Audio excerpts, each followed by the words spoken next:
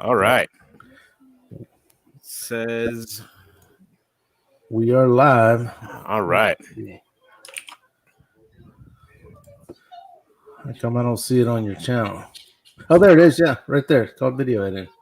We're up. All right. So let's get into this. Let's get right into this. All right. Wait, let's see if anybody's in the chat yet. So there. Comments. Okay. I got the window open. All right. Oh yeah, let's just wait for like a couple peeps if one watching. Who's watching? If anybody shows up. I mean, it's it.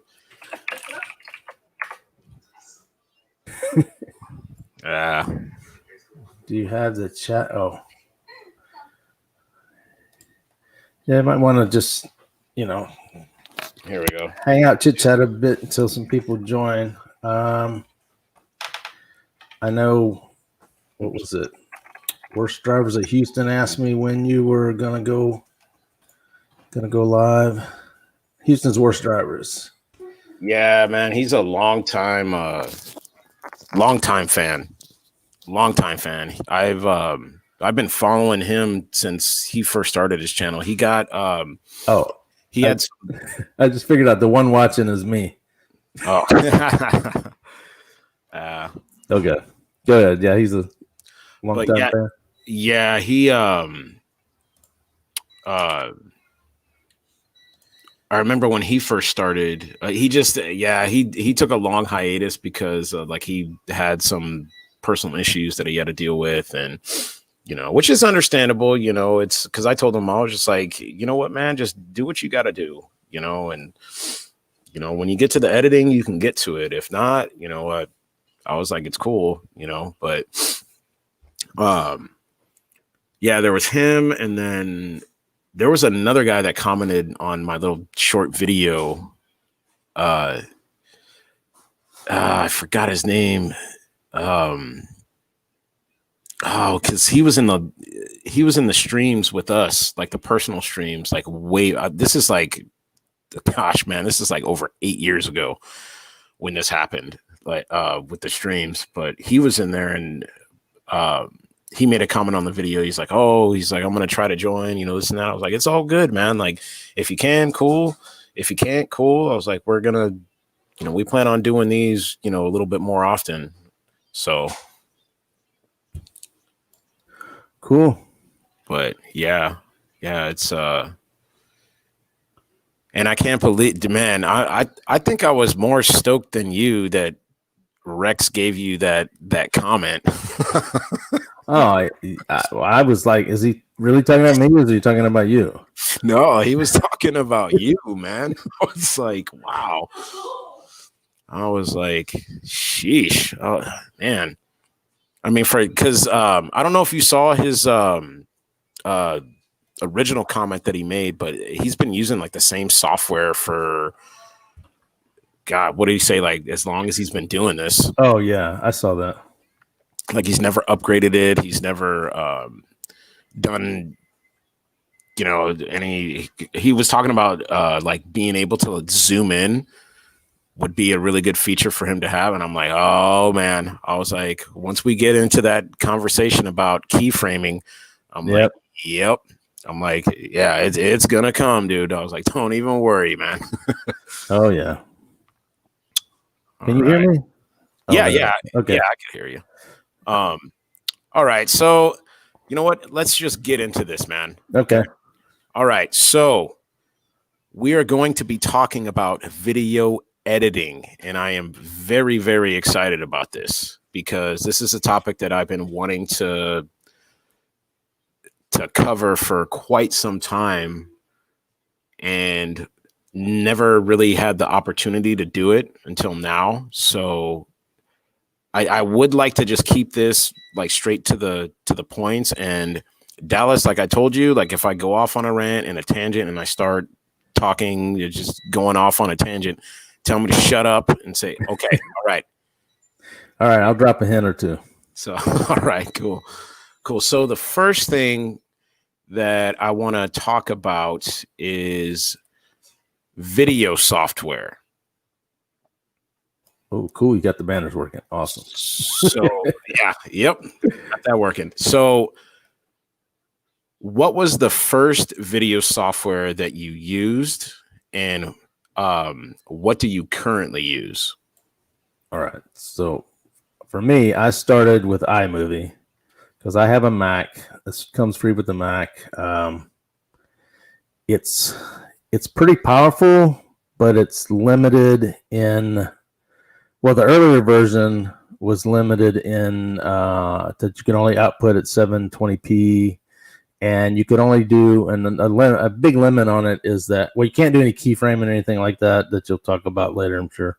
But you can only have, beside the main video on the timeline, as we get into terminology, that's the main video, you can have one other graphic. It can be another video. It can be like an arrow or any other graphic. Only one more, though. Oh, okay. You can't put multiple graphics on the screen at the same time. You can have a ton of audio. I never reached the audio limit. If I want to put a bunch of different audio, sound effects, and stuff that overlap, that's not a problem. But you can only have one other graphic at a time besides your main timeline. Okay. You know, it was designed for, you know, people to make home movies with their kids and stuff like that, family videos, and it's really good for that. And it's got this cool trailer feature built in that lets you build. It puts the music and everything and makes like a movie trailer, and you just fill in. You follow the guide and you fill in your what it says, like a wide angle, a close up shot, a group picture, and all this kind of stuff. And you fill and you put in clips in those sections, and it builds this cool trailer. So now, actually, finally, when I got, you know, decided to spend the money, I upgraded to Final Cut Pro, and that's what I use now. And that's what I was showing you earlier. Yeah. Okay. So, because I, you know, way back in the day, I heard really good things about iMovie. Like, I heard it was extremely user friendly. Oh yeah, it is. Yeah, it's made for, you know, dads and moms to make videos of the kids, like I said, little family videos. Mm-hmm. So you can throw together something pretty quick and easy. You just can't do any of the fancy stuff, really. Oh yeah, that's when it gets real limited with it. Yeah, that makes sense, man, because the first video software that I started out with was the old school version of Windows Movie Maker. So, wow. And that, I mean, that software was extremely user friendly. I mean, it was free, really user friendly. But when it came to like adding like certain effects and stuff like that, it was extremely limited. Extremely limited. So,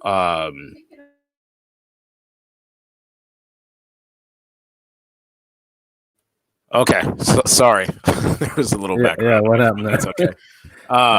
But so I went from the original Windows Movie Maker to jumping straight into Vegas Movie Studio Platinum 11, and I've been using that software like ever since. And I'll tell you, that software was a huge learning curve. Like, I could not I had to watch so many tutorial videos on how to use it, because the interface, like, if you're not used to it, it's very complex. Like, there's so much to it. Like, your imagination is the limit with that software. I mean, there's absolutely nothing you can't do with that software. I mean, I'm still, like, I've been using the software for like 6 years now, and now I'm still learning stuff now.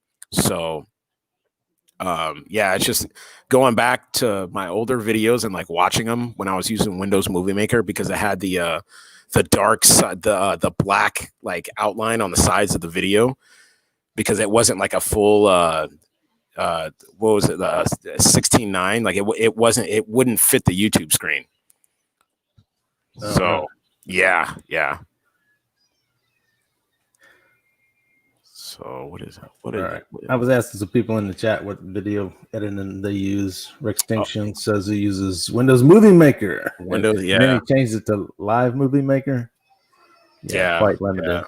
Yeah, it is. It is real limited. I'd never looked at the Movie Maker or the Live Movie Maker. I heard it did have a little bit more bells and whistles, but it kind of sounds like it doesn't have the zoom feature, which is something that I really wanted, was the pan and crop to end, the whole keyframing thing. That is something that I wanted so bad, because there were so many clips that I had to throw away because I was just way too far away and there was no way for me to zoom into them. Wow. Interesting. I'm looking at the comments here. So we've got driving in Southwest Indiana uses VSDC. What is that? Is that Vegas? Is that one of the Vegas? And then Houston says he uses Adobe Premiere Elements. Adobe. Yeah, Adobe. Yeah, I heard Adobe's really good software too. I know DDMC used that. Don't Dent My Car. His editing skills were way on the top. Way on the top. Yeah.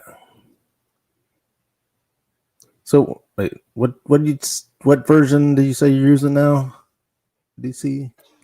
I am using Movie Studio Platinum 11. It's an old version. When we were chatting last night, remember I was telling you that I totally slipped on it, but I did end up getting Movie Studio Platinum 13 like a couple years ago. I only tapped into it once because I didn't like the interface with it. There were certain things that were a little bit more simplistic in the 11 version, to where I could just, remember I was telling you, if I wanted to fade out a clip, I could just take the corner and drag it. But with this one, I literally have to click on an icon in order for me to do that. I don't know. I think it's just because I've gotten so used to Platinum 11. It's just, the whole change with software. It's just, I was like, but I've been toying with it a little bit more the past couple days, but. All righty. So what did you want to get into on the video editing part? Looks like everybody here is using something different. Oh, we got a new viewer here. Bad Drivers of the Bay Area. Bad Drivers of the Bay Area. What's up? What is up, everybody? Driving in Southwest Indiana. Yeah, he's an old school cat. But I don't know if you remember, bro, all the live streams that we were in. But yeah, it's good to see you here. Same thing with you, Rex. Oh, by the way, Rex, I'm still working on that tribute video. So I worked a little bit on it last night, and hopefully you guys are gonna like it. So, but okay, so we covered the video software topic. Okay, now this is going to be a very interesting one. Okay, let's talk about clip organization. And Dallas, I think you are very good at this because you actually gave me a couple pointers on this. Oh, I don't know. I just did what worked for me. Okay, we got Bay Area uses Power Director 365 for editing. See, again, a different editor. Everybody's got something different. Okay. So on the clip organization, my thing, okay, first of all, is you ever watch the videos? I don't know if you guys make the videos where they mash the button and it makes all that noise and stuff. I hate that, and it doesn't always guarantee I save it. So I don't even bother with that. I just kind of jot down the time. And when I take the clip off of the camera after I find the one and I take it, I edit it down to the section I want to keep, then I save that with the default name, which is a date timestamp.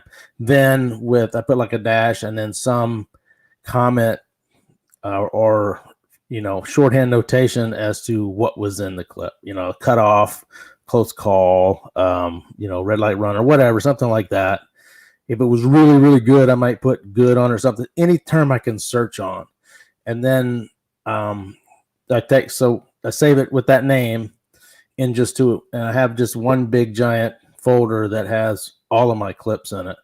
So I don't take the time when I'm taking them off the camera and cutting them down to organize them in the subfolders. I just do that by putting some tag on in the name, and then I can just search in the folder for, close call. If I want to put some close call clips in, I just type close call and show me all the close call ones. Now what I do is when I take them from my, the hard drive folder and put it into the video editor, so I don't use them or whatever. I then move that clip into I have a folder called imported and the year, right? And so I just drag it over there. So it's no longer in my raw clips folder. It's in basically something to indicate that I've imported it already into the editor, and I'm probably using it. And that's how I edit them. That's how I organize them on my drive. And I do a little bit of something else within the video editor I make what's called an event in Final Cut. It's just like you'd call it a folder or whatever. And I say unused clips, and I dump them into that. So when I'm looking for clips to use, I can just go through the unused and grab them and pull them into my project. And that's the basics of what I do. Okay. No, that's awesome. It looks like Bad Drivers of the Bay Area said, when I take my clips off the SD, name it the city and what happened, and timestamp if it's far into the video. That's actually a really good idea. So he takes the whole 3-minute or 5-minute loop off. See, I take that and I cut it down to the 30 seconds or whatever that the actual event was. So I don't have to worry about where in the clip it was, because the whole clip as saved is just what I would use in my video. I do that. See, that saves drive space. So you take the whole file and it's like, 900 megs or whatever. But the 30 seconds you want to use is actually, 40 megs. So I don't have to save all that extra space on my drive. I see. Okay. Yeah. So I go ahead and cut it. And if inside of one of those 3 or 5 minute, whatever my loop is set to, if I have more than one incident, they each get their own separate file. Right. Okay. No, that's awesome. I do something else. Go for it. So I have a front and rear camera, right? So if I have to use both front and rear to put them together to show what happened, I put in caps in the file name front and rear. So it's got the same name, and then one says front and one says rear. So I know they're both from the same incident and which camera they're coming from. Because if I see one with front written in it, I know I should have a corresponding rear that I'm going to have to join together, which is a lot of extra work when you edit in. But that's how I know if I've got to use 2 different camera views to get the whole thing into the video. Oh man, that is so crazy, because I do the exact same thing. If I have like a front and like rear capture, I do the exact same thing. Like I caps lock the clip, so that way it sticks out a little bit more in the folder to me. I started doing that, putting them in caps lock, because you remember, Dallas, when we were talking a while back about clip organization, and I used to, when I first started, I would just leave the clip in its raw file name, and I had so many clips, and all I had was a thumbnail to go off of, and I'm like, what happened in that clip? Was it the whole 3 minute? Oh no, you were taking them off of your. No, I was using action cams. Right. So what you saved the hard drive, was that just the part you wanted to use? Oh God, man, that action. Was it a giant file that you? It was a huge. The very first camera that I used was a JVC Eve Rio, and those were MOV files. Those things were massive files. So I would like literally spend countless hours just looking. I was like, okay, what happened in this clip? What happened here? And I have to watch, like, let's say like a 30-minute freaking video in order for me to, see that. I was like, why did I save this again? Like, what happened in it? There was a lot of counterproductivity to say the least. Like when I first started that, like, and then once I finally got into, like naming my clips or like naming the streets, like what happened, I was like, okay. I was like, I would name it like, let's say black Toyota RAV4 makes a late exit, the Nordal exit. I have so many clips that I have from just that one particular spot. It's kind of my hot spot.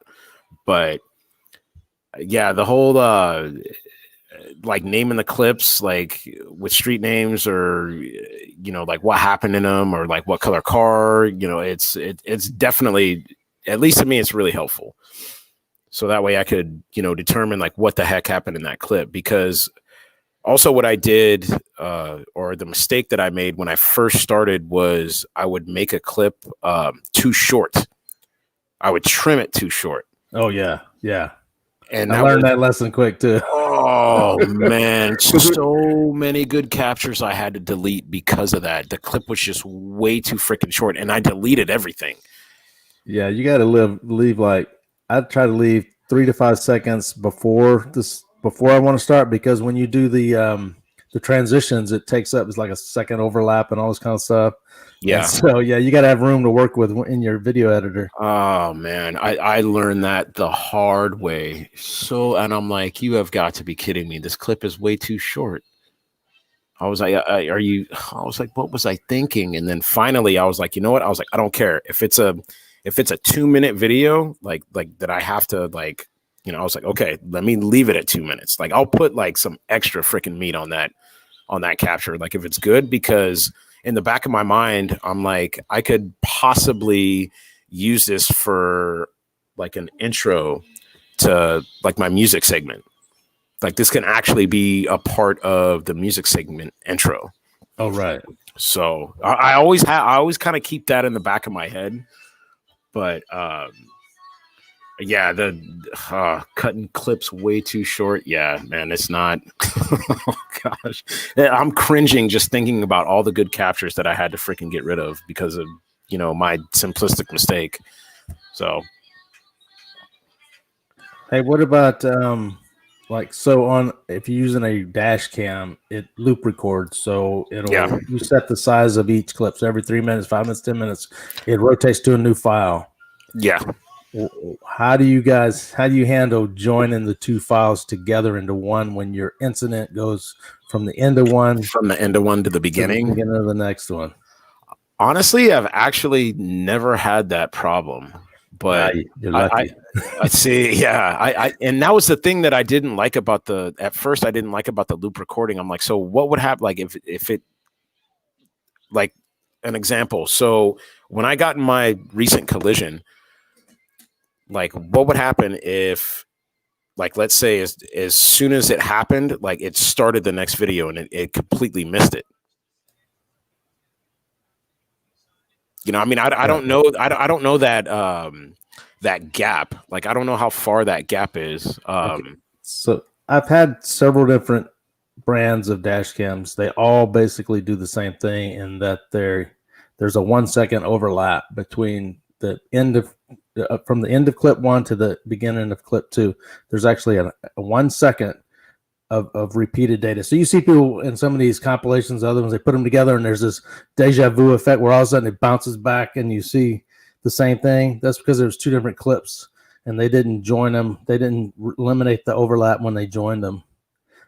You can do it in the video editor, or what I do is, because it's easier for me to maintain my library with a full video clip for use later, at the time that I take them off the camera, I join them. So I'll cut the first one down and call it just some temp name like X1, and then I'll cut the second one, call it X2, and then I pull them into, so on the Mac I just pull them into QuickTime Player, pull the first one in, and then you say add clip to the end. So I'll open up X1, then I'll add X2 to the end, and then I'll do a trim on X1. And what you have to figure out is, I have different things. Usually you can just take the beginning of X2 and trim off 1 second, and then you play it and it's seamless.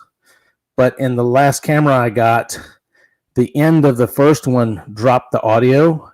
So I actually have to trim back the last second off the first, and then I don't get any audio glitches or anything when I do it. So it took a little trial and error to figure out what was going on by looking at what the clips look like. But yeah, there's always a 1 second overlap that you have to remove in some fashion so it's seamless. And I join them together into one, MOV file or MP4 file at the time of taking them off the camera, because when I'm going to put it in my editor and work on it, I don't want to be dillying around with that stuff. I want it as a whole clip of the entire incident. Right. Okay. Yeah, it looks like, what is it?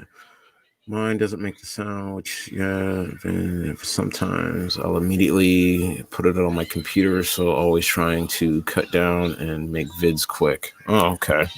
No, it's just, I had to get used to having a dash cam, because for so many years, I've actually only had my actual dash camera for about, I want to say maybe 2 years, honestly. I used to run action cams. I just preferred the action cam because it would run the whole time. I didn't have to give the camera a high five because, yeah, like you mentioned earlier, Dallas, about like having to push that button on the camera. It's like beep, beep, yep. beep, beep, beep, beep. I don't like hearing that in videos either. Like, it's just like, okay. I was like, at first I didn't know what that was. I was like, is that, I was like, what are you guys doing? And they were like, oh no, you got to hit the button on the camera. I'm like, so you have to give your camera a high five every single time you capture something? I'm like, that seems a little, yeah. I was like, why wouldn't you just, kind of remember it and then take it off the camera? I mean, I don't know. That was always kind of my thought. I was just kind of like, okay, yeah, but yeah, it's up to, I do use that emergency capture. I said that I don't, but I do use it when I take long road trips and I know I'm going to fill my card and it's going to overwrite. So my current camera has 28 gigabyte card to hold about 10 hours of 1080p, I believe. And if I'm on long trip, I'm not going to be able to pull the clips off.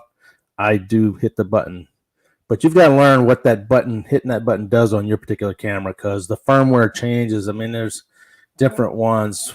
The first cameras I had, like the first, the Dodd LS460, when you hit that button, it would lock the current file. So if I had it set to cycle every 5 minutes, it would lock that 1 5-minute clip that was currently active. Well, if by the time I hit that button, it had cycled to the next 5-minute clip, I locked the wrong one.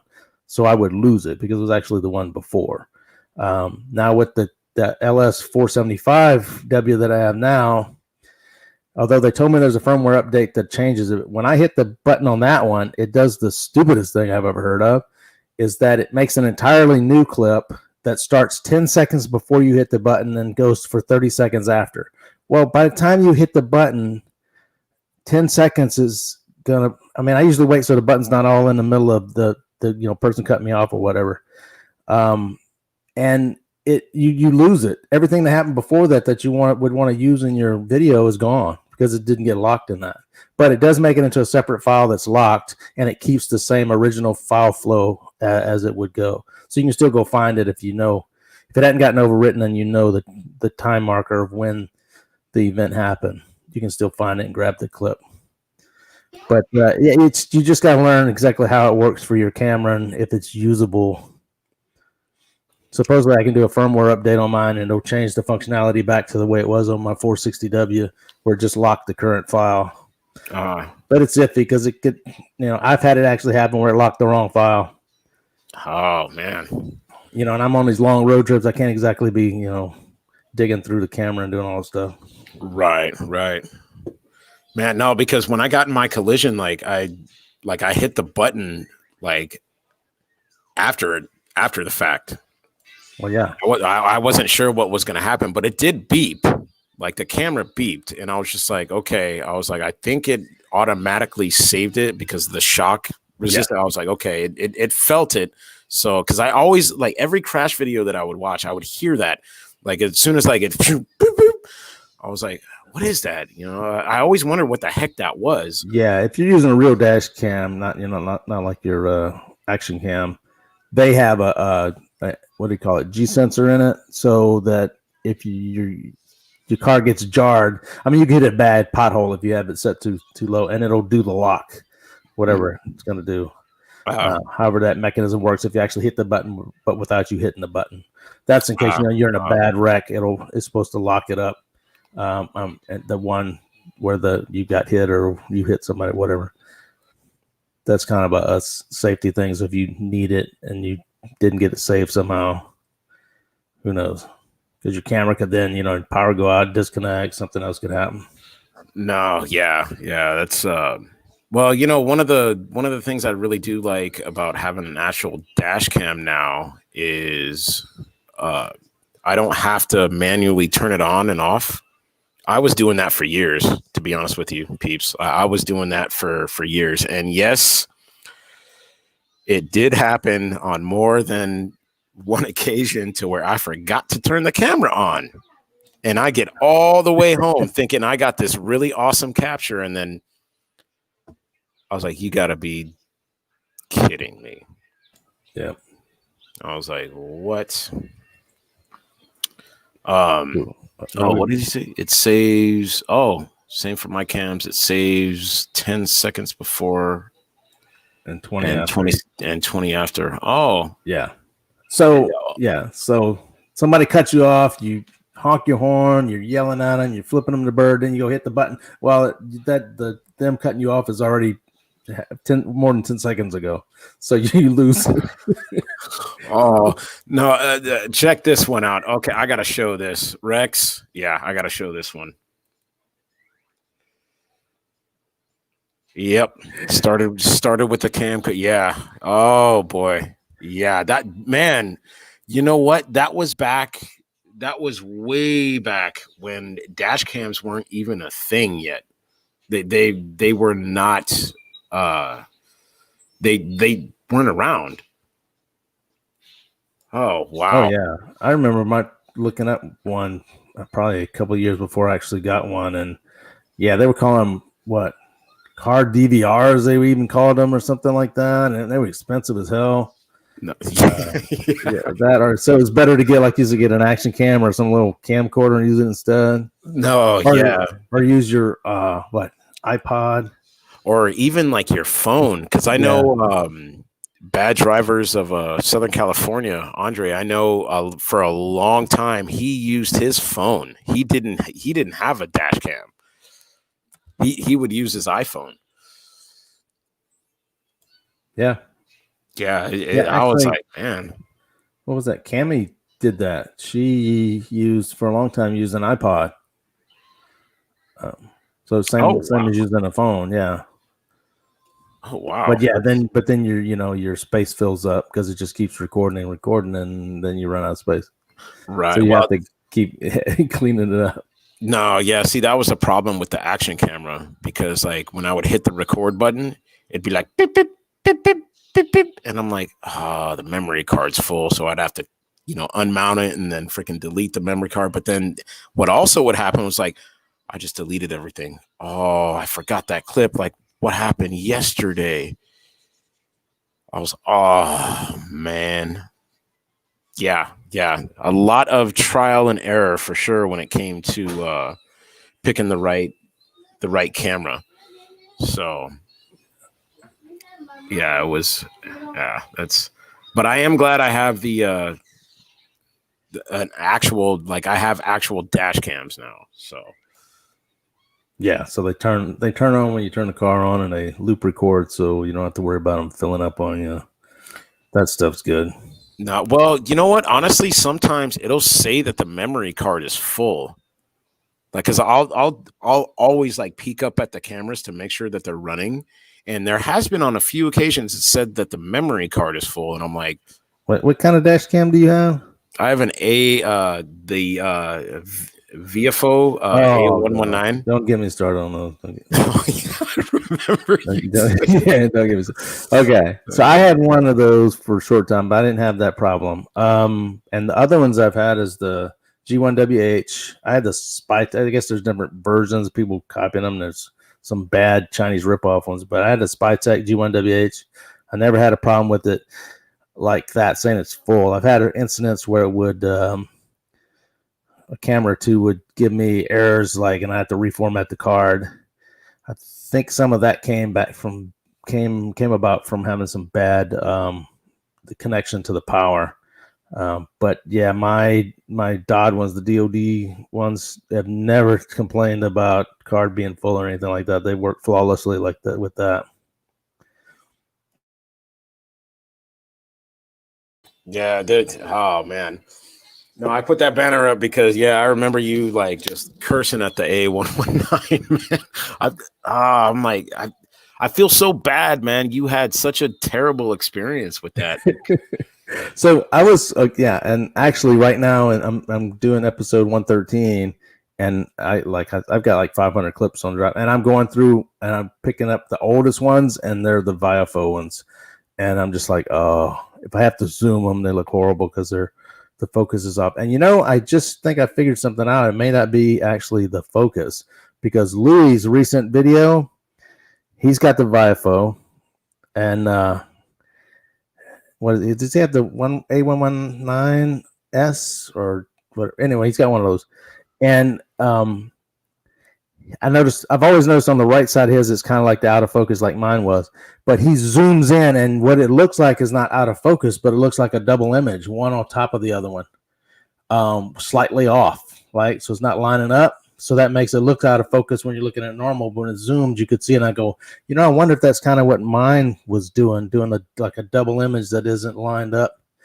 So, but I don't have the camera anymore. I still have the clips from stuff, even the clips I gathered to try to do a comparison with a decent camera that didn't have a focus problem or whatever. But I was thinking that might be a different theory. What actually wasn't out of focus, it was just at a distance, it was producing a ghost image. Because your dashboard is like perfectly in focus. In the front of your car, it shows up perfectly in focus. But you get down on the road and it's just looks like it's out of focus. And it could be that, or it could have been like a ghost image that it was producing. But I don't have that anymore. Got rid of that thing. No, oh man. I remember when I first got the Sony Action Cam, I was extremely excited about that camera. I still have them, and they still work. I had the very first Sony action camera that came out, and it was the AS15. Very durable camera. Sony, of course, they make really good cameras, but the mounting solution for the camera was absolute just crap. And I went through so many skeleton cases for the camera that these things were $30 a pop, $30 a pop. And it's made from like this super cheap plastic. And I was going through them like at least like I would go through 2 of them in like a month. And I'm like, okay, I was like, I got to do something else with, I can't keep, spending, like $60 for 2 of these freaking, I was like, I can't keep doing this, man. It's like, I tried so many like different ways to like mount it. And, I thought I figured, one out. It's the suction cup mount that I tried, like with the, oh God, I'll never go, honestly, the only time I would go back to a suction cup mount is if I was in a rent-a-car. But for like my vehicle, my personal vehicle, I would never, ever use a suction cup mount. That is just my opinion. So yeah, mine are all suction cup mounts. I do have they wear out, they break, they'll start rattling, shaking. I've kind of learned when they're they're starting to mess up. And they're cheap, and I can just replace them for like, I think you can get a 2-pack for like $6 or something. But yeah, the cameras I like are suction cup. I kind of like the way they work. And again, I take him out and like you said, I take him out to put him in rental cars. I rent a U-Haul truck. I pulled it out of my car and put it in there so I'd have a camera with me at all times. Oh yeah. That's oh man, yeah, the whole mounting the dash cam and all that stuff. Oh man, but all right, let's get to this one. This is going to be very interesting. Oh, not that one. Effects. Video effects. So with my videos, you guys know that the music really kind of dictates my videos. Not dictates, but it's basically my foundation for my videos. Like I'm not going to it's just oh man, with the effects it's all determined on like the piece of music that I pick out. Like if I pick up what's up for I hate to interrupt you there, but no, go ahead. My camera mounts. Can you show that image that I put up? Oh, okay. Here we go. Oh, geez. There you go. Here's your good camera mount you can use there. So yeah. Oh, that's awesome. That should help you out. Get a good camera mount that keeps it good and steady. Oh man, that's awesome. All right, sorry. It took me a while to find it to bring it up when you were talking about camera mounts. Oh man. Oh, that's awesome. But yeah, video effects. It's just like again with my videos, like the music really creates the whole mood of my videos. Like my intros are always kind of different. It's all depending on like what type of music that I pick out for it. But adding the effects is something that I'm still learning, especially with Vegas, because there's things that I'm still learning every time I open up a new project and like I work on something different. Like let's say the target effect, for example, that I use. I had to watch. Wait, is the target itself actually considered an effect, or is it just a static image that you use and then you apply effects to it? Well, I guess you could say it is a static effect, but I do apply effects to it. Right. I know there's an easier way for me to, like, I could probably just create a project just with that target effect and then like render it out and then drop it in the project to make it easier. But the reason I don't do that is because I want to remember like how to like make this work, because it took me so long to get rid of that black, the black background in the target. Remember I was telling you, Dallas, I had to watch a video that a 12-year-old made in order for me to figure out that particular, because he was using the same software, but that particular plugin, like I didn't know what plugin it was. Like I went through countless freaking videos, like trying to figure out like how to do it. And I would try to do it and it just didn't work. But then this kid had like a super simplistic, thing. He's like, oh no, you go here. But he talked like this. He's like, okay, guys, I'm going to show you this and we're going to do this real quick. And then boom, he got it. And I was like, there it is. I was like, dude. Yeah. So yeah, you can, crazy, man. If you know how to, the term for stuff, you can Google how to do most anything. There's probably videos on doing everything, but you got to know the terms like keyframing. Like what the heck is that? I just want to make this thing move from here to over there. Oh, you got to do that with keyframing. So you got to know kind of some of the terminology so you can look it up. So I know in the effects, like when I did the tribute to UDC and I tried to do the targets, my targets that I use they have like transparent backgrounds. So I don't have to worry about black. They just lay on. But it's just a plain old target, or is that they had animated targets, right?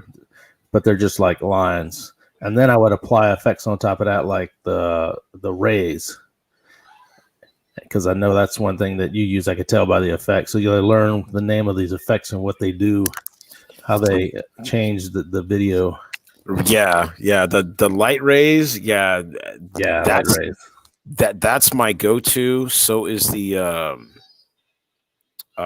sometimes it's the film grain is my go-to. What else is my go-to? It's mainly like, especially with text, it's like it's light rays, and especially for the target, it's always been light rays, just to kind of make it pop just a little bit more. But going back to what you said about keyframing, let's go ahead and talk about that. So keyframing. How did you get into keyframing? Oh, okay. So iMovie doesn't have keyframing. That's what I started with. I didn't know what the terminology meant. I didn't know any of that. But I achieved the same or a similar thing to keyframing in iMovie by using the Ken Burns effect on the graphic arrow. That's how to get the arrow to move to try to follow the object. Yeah. I did all kind of the most hackish stuff I could in iMovie to try to make it do things that it wasn't supposed to do. But in that, in trying to figure out how to do that, I learned the term keyframe and I looked it up. So when I got in Final Cut, keyframe, it's basic. It's a basic technique in any video editing. And it's where you take some video object effect, whatever, and so I had to learn what it meant, right? So I watched a bunch of simple videos when I made and this one, the girl was trying to show you how to do it. She holds her hand out flat to the side and something drops out of the sky into her hand and then slides off to the right on the screen. I go, yeah, that's what I want to do. How do I do that? And you just have to learn that. And I don't know how easy or hard it is in your editor. Mine is really easy because I put the object where I want it. Like say if I'm trying to put the arrow over a car that's going from left to right, I set it where I want it, and then I hit I have to put it in transform mode, and then I click on it's like a little diamond that's for keyframe. That sets the keyframe. So right at this point in time, this arrow's right here. And then I go to the end of the thing, like say my arrow is there for 1 second. I go to the end of the second, the end of that clip of the arrow graphic, and then I put the arrow where I want it on the screen, and Final Cut automatically sets a new keyframe there. So at the first part of the first 1 second of seeing the arrow, it's here, and it automatically moves it to the end where I set the second keyframe. That may or may not follow the object moving on the screen, but it makes my arrow move from left to right in a simple form. Now, when you start trying to make it actually follow something on the screen that's moving around, you got to do some sort of tracking. And I don't know if your tool has tracking built into it, but the tracking, I had to get an add-on, and people wanted when I was first looking for one, they want $100 for basic tracker. I finally found one I got for $20. That's been awesome. Because it's not built into Final Cut. I think it's built into Motion tool that Apple sells for doing building your own graphic things and effects. But it's not in the Final Cut by default. Okay. But the tracking, what it does is it will set the keyframes for you, so it follows the object. Oh, see, yeah, I know there is something in Vegas that it'll automatically track it. The reason I know that is because I did get a lot of Vegas pointers from Nova Dashcam, because I found out that we use the exact same software. Well, he's got a more upgraded version than mine that I currently use, but the features are they're still named the same, but he's like, yeah, there's an auto tracker, because I don't know if you guys are familiar with Nova Dashcam, but he used to block out license plates, And that whole keyframing thing, he said that was the most time consuming thing. Yep. To get that blur or whatever to go over, follow that license plate. Yes. To follow it. And now I know that. And like when I do the keyframes, it's like, yeah, it's the same thing, Dallas. Like, yeah, there's a little diamond like on the like in the little timeline. And then the good thing, like in the playback screen, like because I go like just second by second sometimes, like with it, especially if I have like if I add the target, it's like I have to follow that vehicle just and make sure it's a smooth flow. And then what's really cool about the keyframe feature in Vegas is that I could right click that diamond. I could make it fast. I can make it slow, smooth, linear. Like it gives me so many options within that keyframe to just basically just make it the way that I want it. So it'll what you're saying is like I said in my example, I said a keyframe at the beginning and the end. It'll let you vary how it gets from point A to point B from beginning to end. Like it can go fast, it can accelerate up or stuff like that. Is that what you're talking about? Yeah. Mm-hmm. Oh yeah. See. Yeah. So it'll color code it like differently, because I was actually kind of messing around with that with my new software.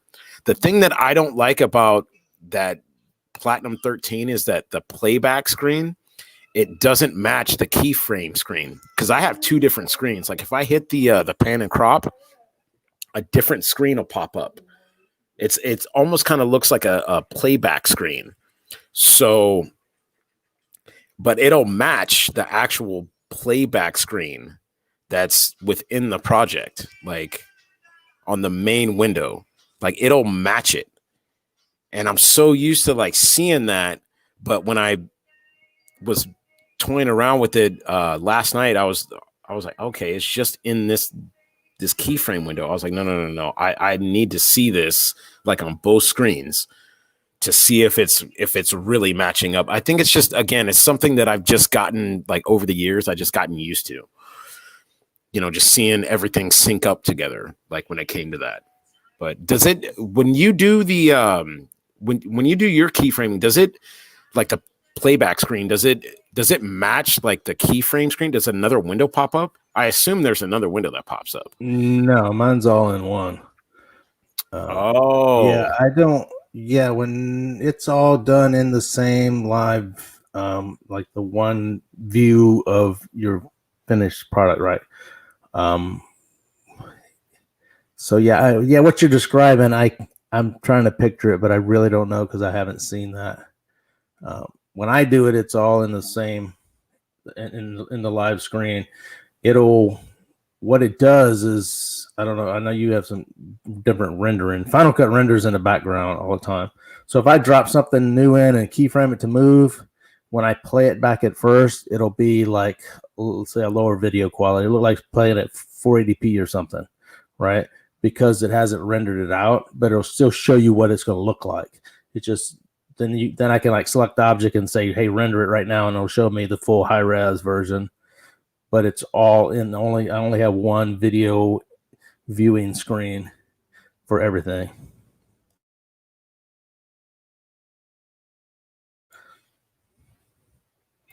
No, yeah, that's yeah, let me show you this. Here, let me show everybody this. So let me go to screen share. Let's do this. Window application. All right. So let me open that up. Let's see. Yeah, shoot. Okay. Clueless was over talking about our disc. I mean, was talking about the shotcut and how it's free and how it does the keyframing and stuff. And they have tutorials and all on their website, and that's free, evidently. Oh, see, yeah. Dual monitor really helps, man. So let me open up this. Oh gosh, I don't know if I want to give you guys a. Yeah, you know what? Yeah, I'll give you guys a little preview. This is Bad Drivers round 38 that I'm currently working on. So all right. So can you guys see that?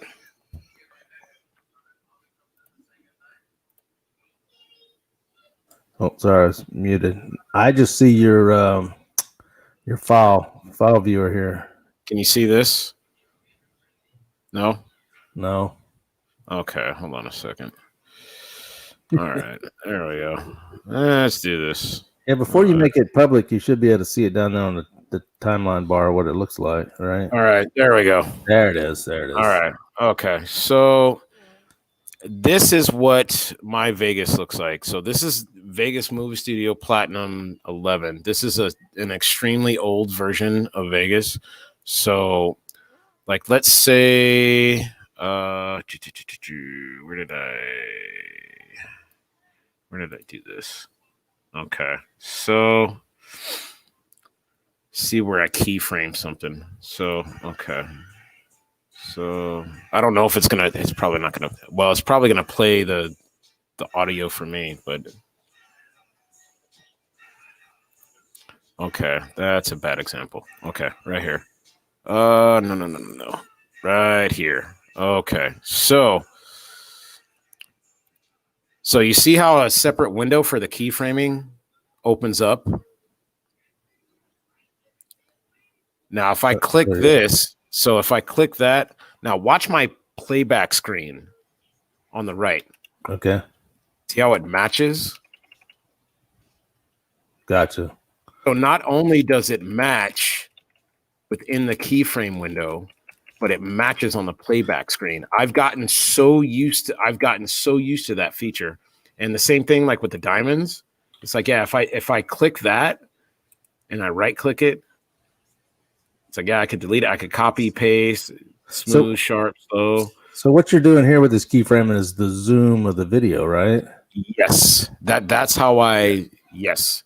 And Rex, yes, this is a feature that you were that you stated that you wanted to have. This zoom, I'm telling you, this feature is an extremely powerful tool. Extremely powerful. Like as long as it's not too far away, because I mean, the more wide angle lens camera that you have, yes, it's gonna make the zoom in a little bit more difficult.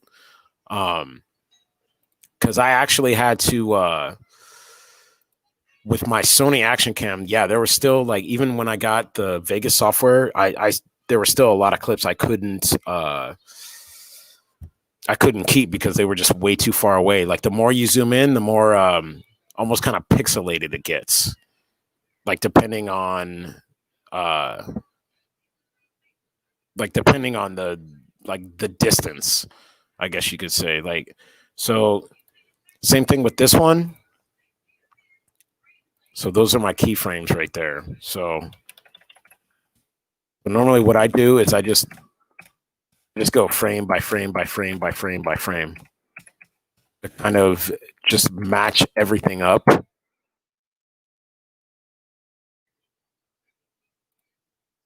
There's another one. Oh no, where is that? So this one, this keyframe, I actually had to.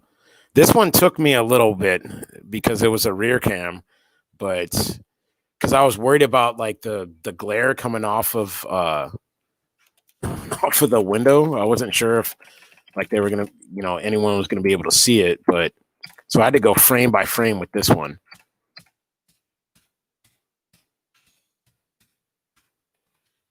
So you see how that was such a close call, man. I almost thought they hit, man. Gee, yeah.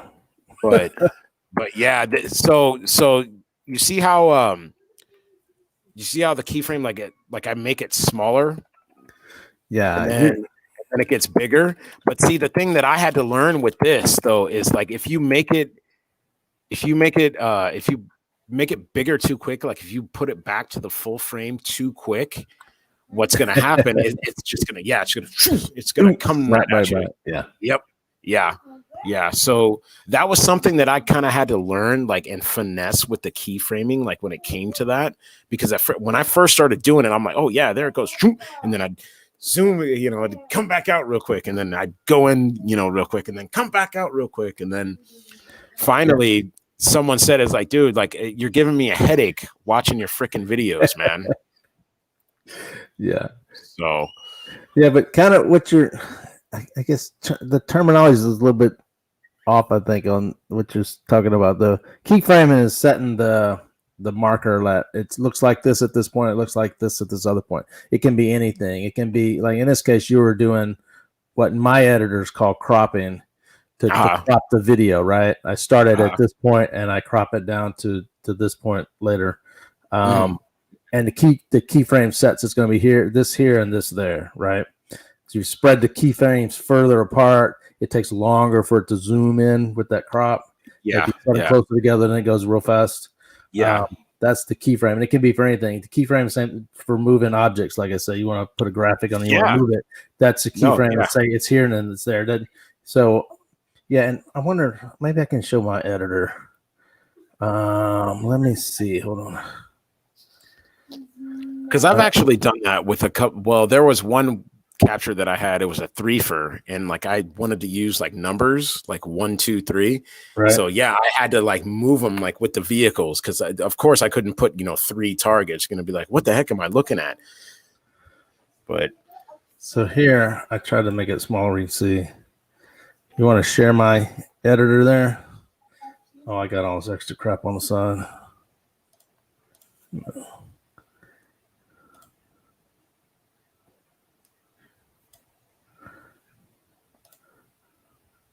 Oh, can you make it live? Yes, sir. There you go. There it is. Okay, I see it. All right. So, nope, let me get over to the editor. So, the way it looks for me, so this is the DCE video, right? I've got effects and all this stuff applied. But what you were showing with the cropping, or with yours, is like, so you see how it moves from there, it zooms to the vet, and then it pans with it? That's all done with a manual keyframe, but see how this is a crop tool here? See, that's the whole video, and then that's me cropped down. And then if I show my animations, you'll see there's a keyframe set right here for the crop, right? And then there's another one here as it zooms down. That's at that point. And then we follow it on through where we would down here. Right, to where it follows it over to the side, right? And this is how it looks to the eye while I'm editing. So I don't have a separate window. It's on top of it like this. So it's showing me what my cropped in keyframe looks compared to the, the whole overall video for that. And when there's keyframe right up here, and this little diamond with X means there's a keyframe set at that point. And over here on the right, you can see all this yellow stuff, and that's the exact the parameters of the thing. Yeah. So then when you play it, it goes like that. And so to make the HUD follow it. Oh wait, let me set the timer. This is the playhead on the timeline. I don't know what your terminology is, but it's the playhead here. And then this is the element I have applied on top of it. It's an animated thing. Now, on top of this animated, I can apply more effects, and that's where we apply the rays and stuff. Oh, where's the effect I have? Let me get rid of this thing. So, and then let's go over. There's the sound. Oh, you can't see it. So if I click on here, I applied the light rays effect. If you look over in the upper right where my mouse is, it has the light rays effect. Okay, so you right? got the same. So if I turn it off, this is what it looked like. I turn it back on. That's what the light rays effect that is applied onto it. Right. Yeah. So if I want to move an object like an arrow, I don't use crop. I would go here and use transform. And that I set a keyframe. It's like I can mess this up. I don't have an object here to show you, but I would say, put the arrow at this point and then move it over here. And then, there's going to be set a keyframe where it's going to end up. And that's how I do most of my arrows that follow stuff. I manually set the beginning and end point. And if it doesn't follow exactly, because maybe the car's not moving smoothly, it's kind of jerky, then I can manually set keyframes in the middle at certain points that'll make it follow along better. And then if I just can't do it, I'll just bust out the tracker and just track it. But yeah, that's how Final Cut looks compared to what you just showed. Wow. That's actually pretty, wow. That interface, it's just that interface is kind of, it's really cool to see like a different video software, because again, man, like I don't think a lot of us have really talked about this topic like that, like at all, honestly. It's like, oh yeah, I use this, or I used this software. I was like, okay, well, how do you use it?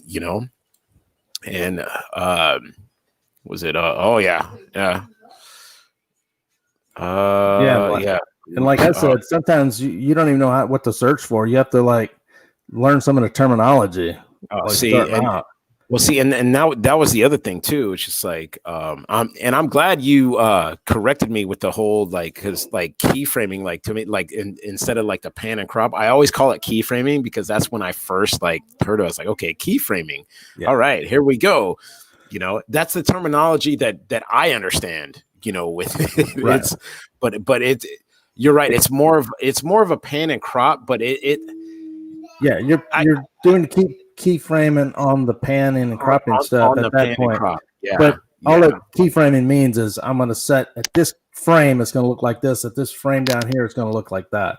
And then the software usually transitions it automatically, depending. Like if I try to move like an arrow across, it will move linearly in a smooth manner from point A to point B. Right. But right. If I'm trying to follow a car that isn't moving that smooth, it's going to not match up. So I set in midpoint keyframes, I can match that up or whatever. But yeah, it's just that this frame in the video, it's going to look like this, and this frame is going to look like that. And that applies to any kind of effect. The cropping, your panning, your zooming, the movement of objects. It applies to everything. Right.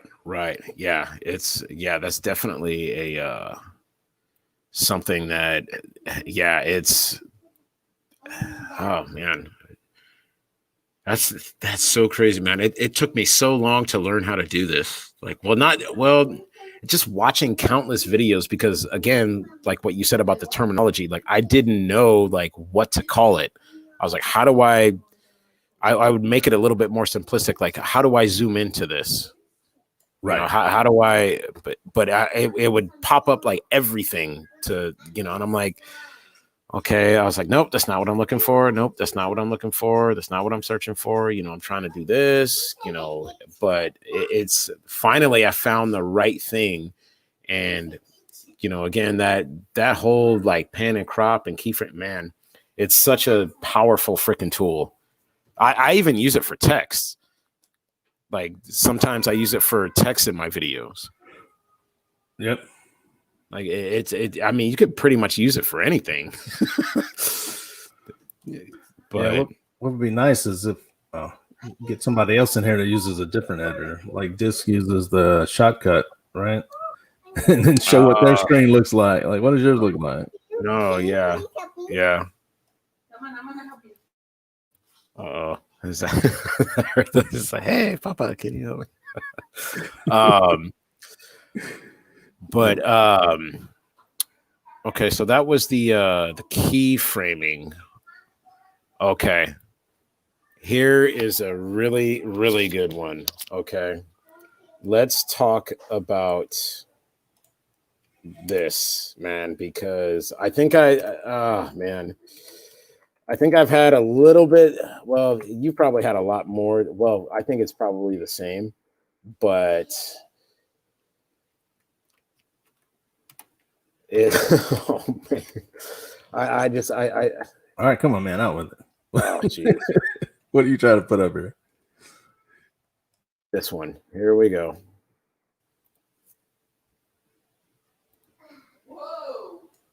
Whoa. Uh-oh. No, not that one. There it is. Sorry about that. Effects hiccups. Oh, okay. Yeah. So when at least with my software, like Vegas Movie Studio Platinum 11, I noticed that if I have too many effects on a text that's in the same timeline, it will literally crash the freaking project. Like it'll just crash it. Which Yeah, which I found was that. well, which I found was kind of weird because if I would add like a new timeline, like within it, and like just move it, it'd be fine. It would be fine. Like it's almost like it gets a little overloaded. Like if I like, because this recent project that I'm working on, 38. Remember I was telling you, I was like, yeah, the whole thing kept crashing on this one clip. And I'm like, why does this keep crashing? And I'm like, oh, I was like, I know why. Let me take this effect out and freaking drop it down. As soon as I did that, it was fine. So, like, how many effects did you have applied to the same object? Or it was just to the same. No, it was just to the same timeline. It was the same effect, but to the same time, to the same place on the timeline, or like different spaces. But it was just on the same timeline. So therefore, it would just crash. Interesting. Because if you saw in my editor in Final Cut, the effects are applied to the clip, let's say. Right. So I haven't overloaded a clip with a bunch of effects. So everything in one effects applied in one clip I don't appear to have any effect, anything to do with like the main timeline clip or any other clips there. Each object, let's call it video or otherwise, the effects are applied to just that object, and they're like encapsulated, I guess, inside of that object. So you don't see them on the timeline. Like, so I couldn't see that I had like 10 effects lined up at one point because they would be inside of each object. Oh, okay. Yeah, because there was when I first started using Vegas, of course, my PC wasn't powerful enough to even really run the software, even though I used to use Windows XP. Do you remember Windows XP? Oh, sorry, man. It's getting interrupted. Oh, give me just a second. Go ahead and talk. Oh, no. If you guys know about Windows XP, yeah. Yeah, super old Windows. Oh, man. Yeah. Clueless. Yeah, XP was all right, but Vegas didn't like it at all. My whole playback screen, everything would just take a huge deuce. But yeah, it was yeah, so many times freaking my project would just crash. But yeah, there was oh gosh, what was that? Oh, hey. What? No, Bad Drivers of the Bay Area. All right, man. Do either of you do voiceovers? No, I don't.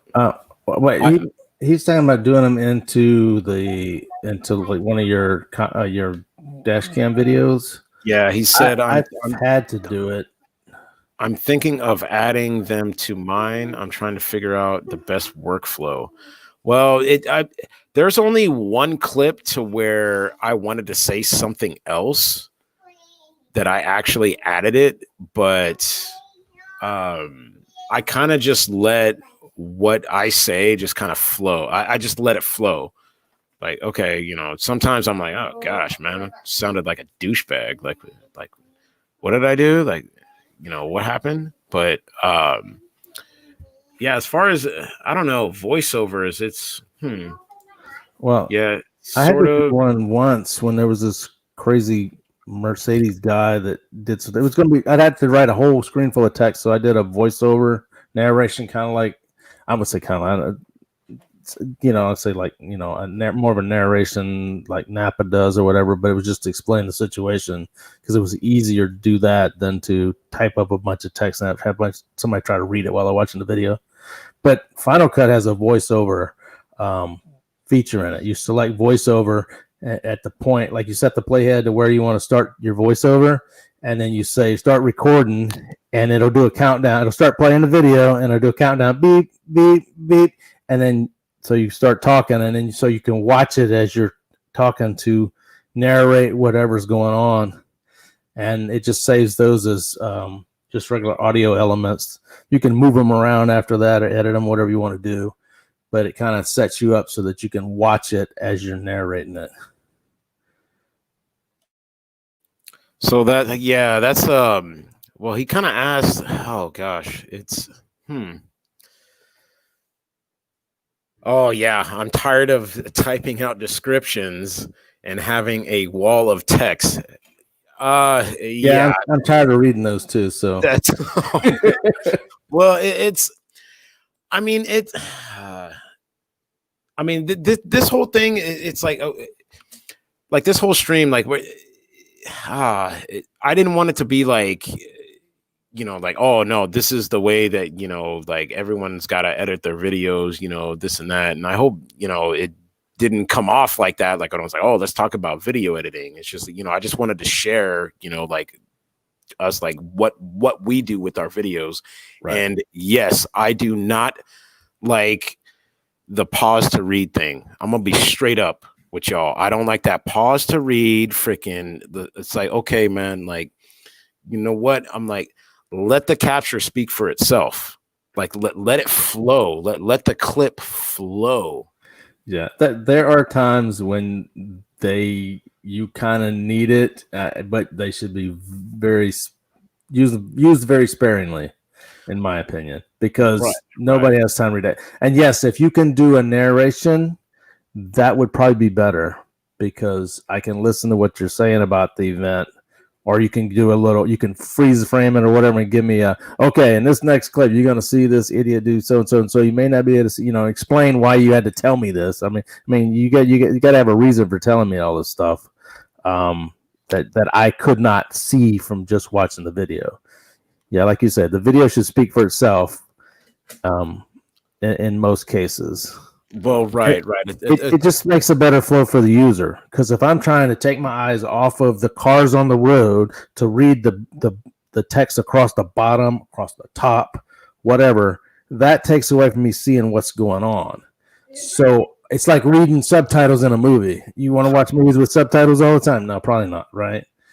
Well, yeah. Some people might like it, but most people don't. Well, it's well, no, even I don't know if you guys heard the wife, they say, I agree. Like, yeah, you don't want to watch a bunch of,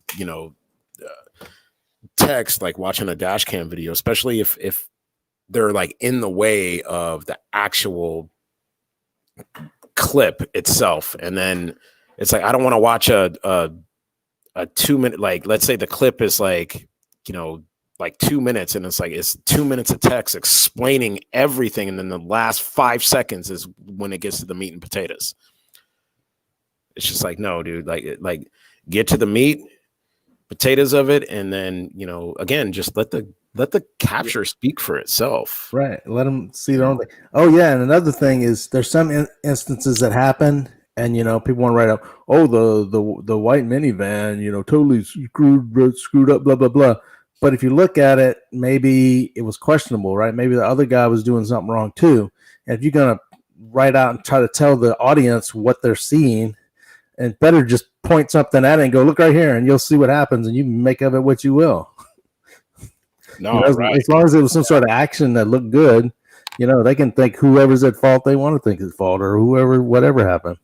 Yeah. You're just saying, this is what I'm talking about. Now, me, I like to spew my mouth in the car and say all kind of crap about what went on, so I kind of get some in-car narrations, But No, yeah. but yeah, you just kind of point the user where to look and let them go, and try to avoid text as much as possible. Because like who was that just about spell checking? Oh man, I put text in my videos and then see them later and go, oh, that's spelled wrong.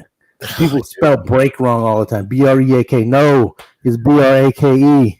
Wrong break. Oh man, don't even get me started with spelling. You know I'm a terrible freaking speller. You already know that. Like it's like if I put text in some of my videos, I'm like, okay, that doesn't look right. I'm like, how do you spell that? Like, is it tehe? And my wife's like, the. I'm like, oh, the. I'm like, oh gosh. I was like, okay, yep. You already know I'm a terrible speller, man. Maybe that's why I don't have too many texts in my videos. I'm all for that, because I mean, even after I proof watch them and everything, I still missed it. Because when you proofread something you typed yourself or written yourself, you read it the way you meant to write it, not what's actually there. Yeah. So you'll read right over spelling mistakes, right over bad grammar. You'll leave out some words, an a or a the or whatever in there, and you won't even catch it because you read it the way you meant to write it. Right. Yeah, that's Oh, Clueless, what's up, man? Clueless Drivers of Maryland. Nice. Napa's in here. What's up? Man. Jeez, man. So about going back to the whole text thing too. What topic are we on? Well, you don't have a banner down here. I got lost. No, yeah. No, going back to the text thing, there's one dash camera that I'm watching right now. He's actually from my area. He's local, and he's got like a lot of premieres, and like he's trying out like some songs and stuff like that. It's it's like East, like Bad Drivers like East San Diego, something like that. He's got like 422 subscribers, I think, but he's trying to get feedback like with his videos. And like one of the things I noticed about his videos is like, it's like there's like text there, and I'm like, oh man, but like within the text, it's got a background, it's got like a color background to where it's just like, okay, like it pops up in your face, and I'm like, oh man, I was like, okay, explaining what happened, and the guy, man, this camera's got a lot of potential. He's experimenting and like doing, like he's basically working with what he's got, but it's just that wall of text. I'm like, man, like you gotta kind of get rid of that, But I mean, I don't know. That was kind of the next topic that I wanted to get into is video length. Like, let's talk about like video length. Like, how long should you make a video? Like, let's say you're first starting out, and you want to make a 35-minute video. What? Would you, no. I'm just saying. This is an example. I'm just putting it out there. So, yeah, you're first starting out, and you want to make a 35-minute video. Yeah, I'd say no. Make a 5-minute one. So yeah. Make a, and it also depends on what kind of clips you got. The content that's in it. Yeah, and it's okay. This is me personally, my opinion. Take it with a grain of salt. I started out shooting for 8 minutes. Now that's because my personal attention span is pretty short. 10 was pushing it. At the time, I didn't know about the YouTube 10-minute ads thing because I don't do monetization anyway. It didn't matter to me. 8 minutes seemed like a good length. I could get a good number of clips in there. I could and keep them to the point. I'm not dragging them out. I'm not giving 20 seconds of lead in for a 5-second incident. You know, that's another thing is, you know, get to the point on most of the stuff. But I thought 8 was a pretty good time to shoot for. That was for me. And I brought that up to 10. I've gone some to 11, done some shorter ones. I see some people that put out 5-minute ones. That's cool. I would rather, I think it's more beneficial for you if you make more shorter ones, because when you're starting out, you're not going to be monetizing, you're not going to be doing any of this stuff. It's really not going to matter how long your videos are, I don't think. So if you can put out a you know, instead of a 35-minute one, put out, you know, a bunch of 5-minute ones, or, you know, 7-8 minutes ones, even 10 minutes. It keeps your rendered file smaller, your upload smaller, things like this, and until you get the hang of it. Now, maybe you want to expand and there's some people that do these long videos. If you got the good content that will keep people's attention that long, go for it. But my personal attention span is too short. I'll look at a video and I go, somebody uploaded 35 minutes. No, I got time for that right now. And so I skip it. And then so see another person, so-and-so uploaded. Oh, how long? 6 minutes? Hey, yeah, let's do it. And I watch it. Yeah. I've always kind of constrained myself. Well, I've kind of limited myself to 5 minutes, or depending on what the music calls for. Because again, the music really is the foundation of every single one of my videos, like what I pick, because the music is going to it's just the overall flow of it. Like if I have like a 2-minute song, it's just like I gotta make it's like this one that I'm working with right now, like currently, really good example. The song is only a minute and like 55 seconds. So, but it's a really good song. So I really want to use it. I wish it was longer, but I'm like, you know what? I this really needs to be in this project. But like adding, like it's just making me add like more, I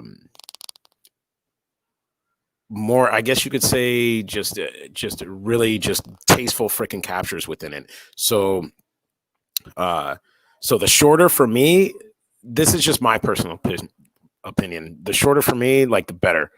Like, but again, it's all about the content. I mean, the content, I really think, plays a huge factor in it, because I've been able to stay in, like, let's say Andre's videos that he uploaded. Like, I remember he created a 40-minute monster one time. I stayed in that whole thing the whole time, and I'm like, wow. I think it's because like he would always get to the good stuff. Perfect example. He would always get to the good stuff. Yeah, you got to do. If you want to keep people's attention, you got to get to the good stuff. You will find if it's a longer video, but they're like, you know, it's like, you know, top hit one after another, you'll stay in it and watch it. Yeah. It's and see, that's the other thing too about, you know, like choosing clips like with the project, because there are some times to where I call them filler clips, to where, like, let's say it's not as exciting, at least to me, it's not that exciting, but you know, it fits within, you know, the particular project that I'm working on. Like, let's say someone is in the right lane and they want to get over to the turn lane, so they get all the way, they just, you know, just kind of cut right over, like not cutting me off, but I see them. You know, right. They don't cut anybody off, but I see them. I call those filler clips. I mean, I don't know. Does that sound weird? Does that sound weird? Filler clips? Like what do you? Well, yeah, it's like that. Yeah, those are the ones that I fall into like a mediocre category. I usually weed out the stuff that's not even any good before I even get into the video editor with it, because sometimes, you know, you captured some stuff, or you saw some stuff, you took it off your camera, you saved in your hard drive. A month later, you go to pull them up to make a video or something like that, and you look at it and you go, why did I save this? This is boring. This is nothing. Right? So, yeah, the more mediocre ones like that, maybe something was wrong, like you got the guy swooping, like you said, doing a jersey slide, whatever, from the left lane all the way to the exit, but he didn't really interfere with anybody, right? but still, you shouldn't do that. But it may not be so exciting because, it wasn't somebody getting cut off or something really bad. There's some other little individuals. I think red light runners kind of, for me, fall into that category. They're usually, unless they're really bad, they're just kind of like, oh, okay. Oh, yeah, you ran red. Okay. If they run it like a really stale red and stuff like that, make it more exciting, then yeah, those don't fall into that filler category like you're talking about. At least not for me, but it all depends, and then it can be different. I mean, it depends on the clip. You look at it and working my way down. Oh, okay. You're trying to read the comments. Okay, yeah. They're this one's pretty interesting from Disc. For instance, I'm sorting worst drivers of 2020 episode right now from worst and working my way down to pretty good. That's actually a really interesting kind of way to do that. I don't know. I guess it, you know what? I guess it all comes down to like what, I guess personal preference, like what you consider a tasteful clip. Because I remember when I first started, I would save everything. Like everything I would save, like, every little thing. But then like what you just said earlier, yeah, freaking you go back and watch it. It's like, what? Yeah. What happened? Yeah. Why did I save that? Was that really that close? Yeah. That's the ones that I mean, I'm in the video I'm editing right now. There was one I was like, I honked and everything. And, when a guy cut in front of me going down the highway, but looking at it, because of the dash cam, winding, all that stuff, I was like, it didn't look that bad. I go, because I got to make sure, I didn't just capture it because I was in the heat of the moment that day and I got home and I took it off because this asshole cut me off, well, how bad was it really? And if it doesn't, I mean, because how it looks, when you look at the video is how everybody's going to see it. And, because people know they always going, that wasn't that close. So I'm like, I try to at least make sure it seemed close as it was, or at least try to, and maybe highlight it or edit it in such a way to show like, look, he was 10 feet in front of me and we're doing 70 miles an hour down the highway. This was pretty bad. I don't care what it looks like. I mean, he looks like he's further away, but that's because of the camera. Yeah. But yeah, some of them you're like, oh, dude, that dude just ran that stop sign. You look back and you're like, okay, maybe not. No, see, yeah, that was a problem I had when when I first started. It is trying to, it's like, oh man, I was like reviewing clips and I'm like, nothing really happened. I was like, I was so excited, like at the moment. I was like, oh yeah, I got a capture. All right, go home and watch it. And I'm like, yeah, I got excited for nothing. Yeah. So in the chat, they're talking about start the video off with a bang, and I think that's a good idea. You start it off with something that'll kind of catch your attention right at the beginning. I typically try to put one at the beginning and one at the end, maybe to hold you through if I don't know, but it depends on, people even know your videos, they're going to stay that long. But yeah, it's good to get a catch, something to catch their attention right at the beginning. Right. And see, that's the whole thing too. It's just like you kind of have to like hook them in quick, but then keep them there. And that's the other thing too. It's like about like clip flow. Like, let's say, for example, if I had just a video of just late exits, I mean, would that be something that would flow correctly? I mean, to me, no, because I would want to mix it up. Yeah, definitely. Bit. I totally agree with that. You got to mix it up. If it's the same thing over and over and over, oh, he cut him. Oh, he laid exit. Oh, he laid exit. Okay, another late exit. Okay. Anything else? Another late exit. Yeah, you get kind of, I won't say bored, but you get kind of stagnated in that same theme. No, you're right. Mix it up. Yeah. No, you're right. Bored. Yeah, because I remember when I made that my 500 subscriber video of just like late exits. I mean, I know that was a huge marker for me, but I was just like, okay, I was just like, everyone knows I'm all about late exits. I was like, okay, let me just make this video for late exits. And that was more of a tribute to Nova.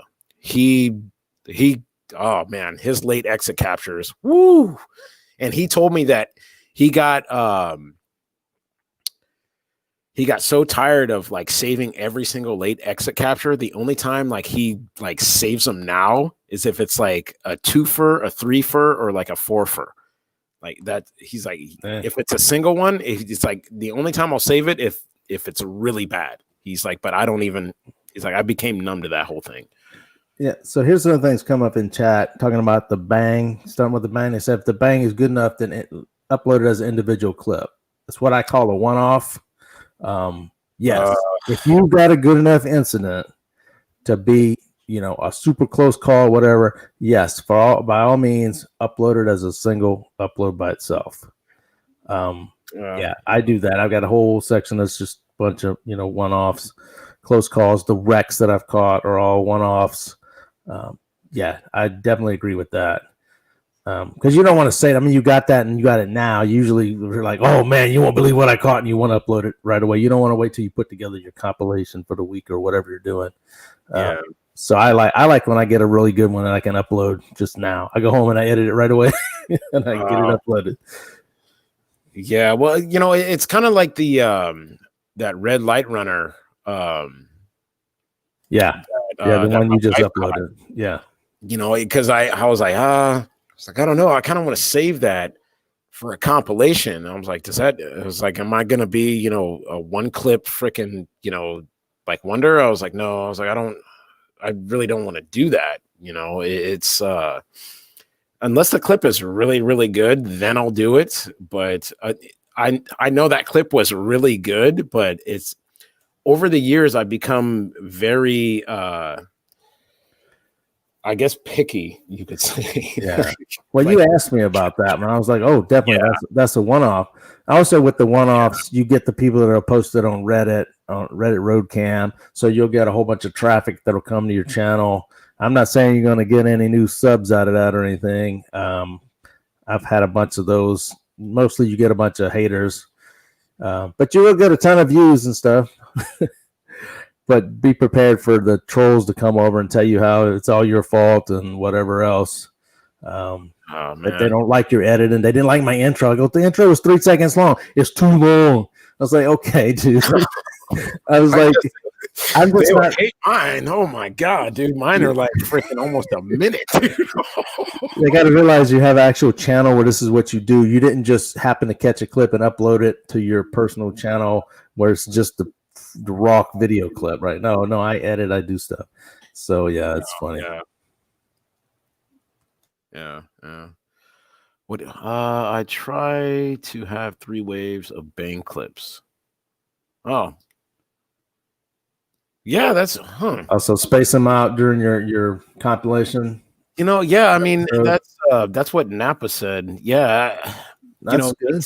Like spacing out the clips for sure. It's definitely a good thing. Like imagine if I uploaded a video of just all red light runners. I mean, I guess that'd be the same thing as like, just late exits. Like it'd just be too so even if it's not like just like red light runners, like I get what they're saying, because you start out with something like somebody cut you off and you honked at them and all that stuff, right? Oh, that's the gotcha, right? That's a good one. And then you go with some normal, dual turn fails, whatever, some stuff that didn't result in any like close calls or whatever. And then after you have a few of those, if you think like maybe they're starting to get bored with them, and then you hit them with another gotcha, right? You get another somebody, somebody almost wrecking, somebody hitting the curb, right, and stuff like that, right? So you kind of throw them in there to pull them back in, keep their attention. I can see that using that kind of technique. That's pretty good. Yeah. There's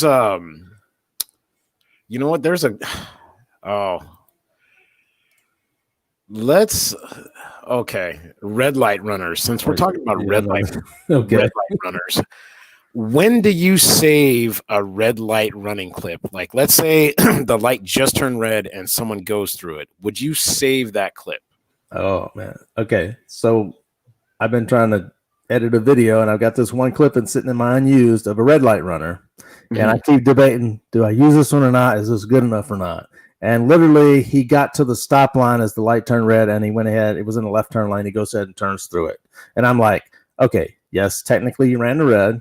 It was against the law, but that's nothing exciting, right? That was just he just gunned it through, right at the last second. I mean, didn't interfere with anybody. I was like, yeah. But then you have the other one where, the light's red for 3-4 seconds and they blow through it. Now, maybe still they didn't like almost hit anybody because nobody was there or something. But that might be like, oh, yeah, that's a good one to use. I don't know. You got to look at each one and decide. If they're stale red runs, they're probably good to use. And of course, if they nearly cause any kind of problem, definitely use them.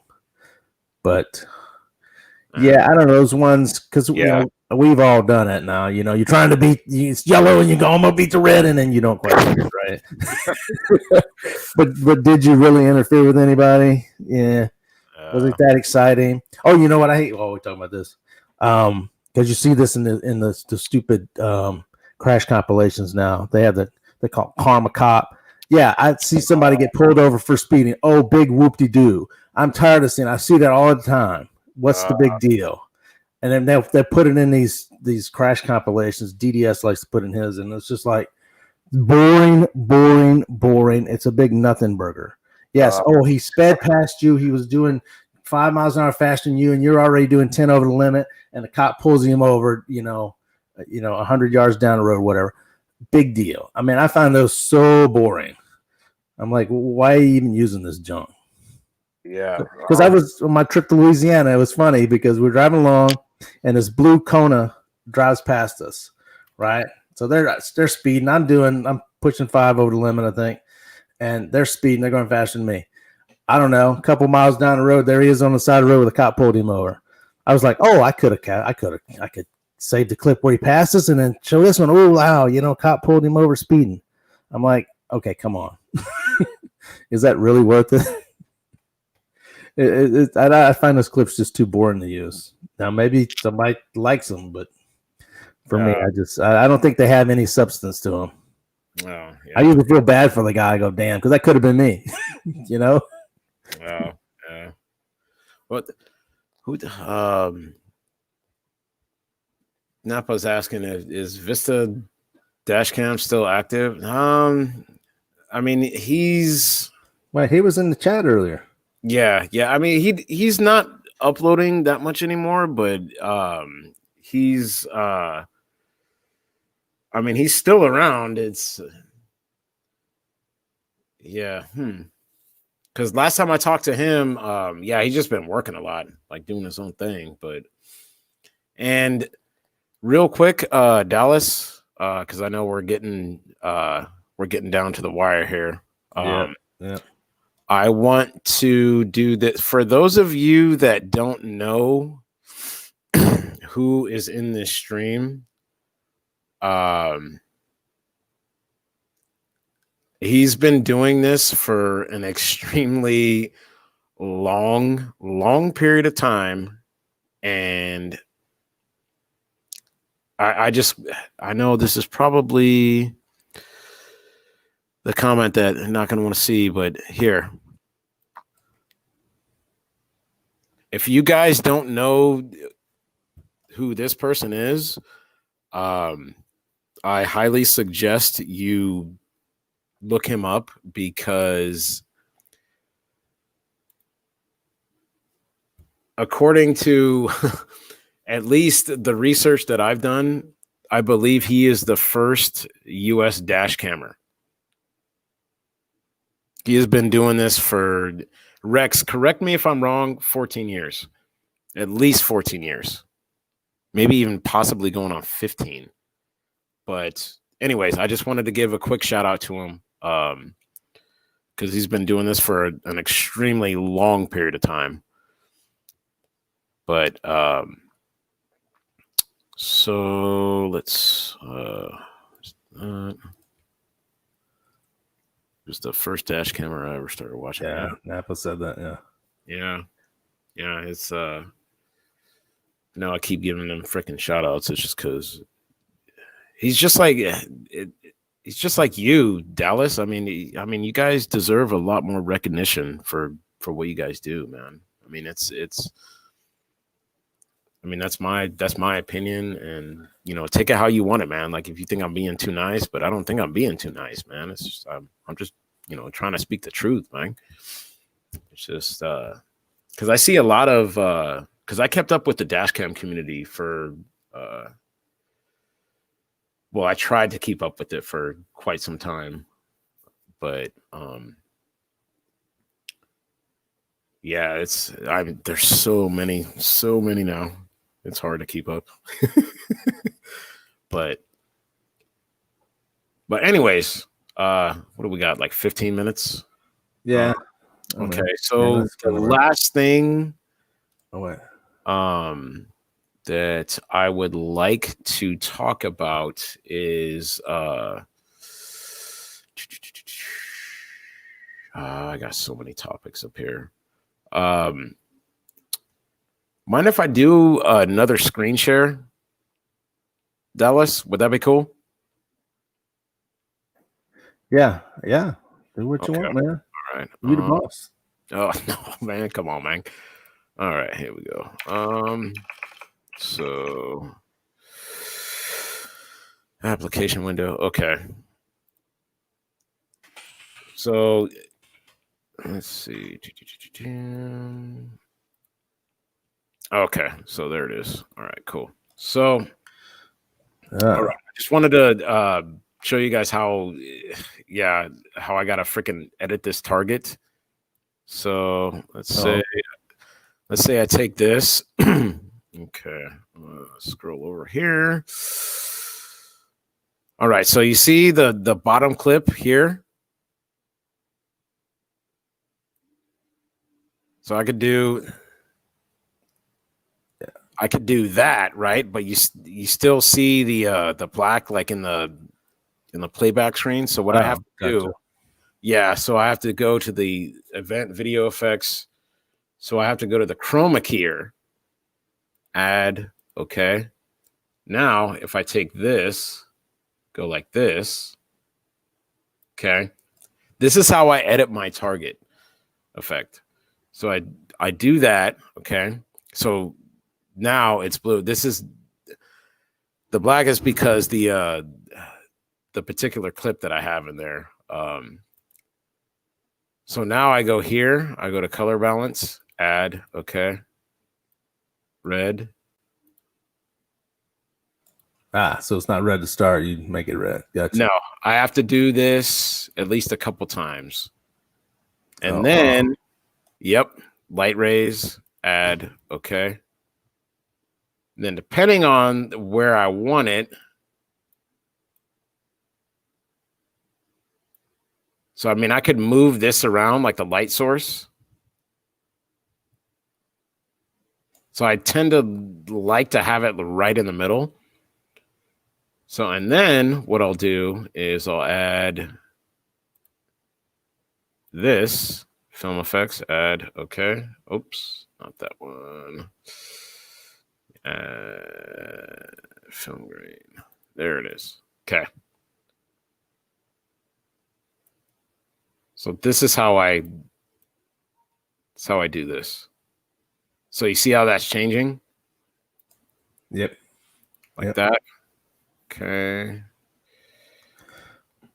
Man, you apply all kind of stuff to this. Yep. So that's okay. So and the good thing about this is that I can extend it. I can extend it like that. Like that. And then this is when I could add the pan and crop.